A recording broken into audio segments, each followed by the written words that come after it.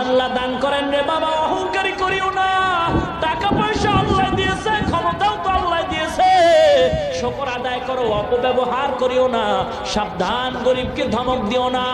গরিবের অন্তরটা কিন্তু ছোট্ট, ওর অন্তরে কোনো অহংকার নাই। মাদ্রাসায় অধিকাংশ গরিবের ছেলেরাই আলেম হয়, কারণটা কি? তারা আল্লাহর দরবারে অন্তর ছোট কইরা কান্নাকাটি করে। বড় লোকের সন্তান হয় না কেন?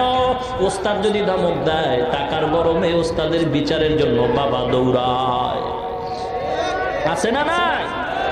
এই স্কুল কলেজ ভার্সিটির ছাত্র ভাই গো, পর্দার অন্তরালের মা গো, এ যুবক ভাই, বৃদ্ধ বাবাজিরা, পায়ে হাত দিয়া বলি, ধর্মীয় শিক্ষার কত দাম। আল্লাহ পাক আজকে কোরআনের বরকতে কত সম্মান দান করেছেন। ও মা, তোমার কি মনে চায় না তুমি একজন আলেমের মা হইবা?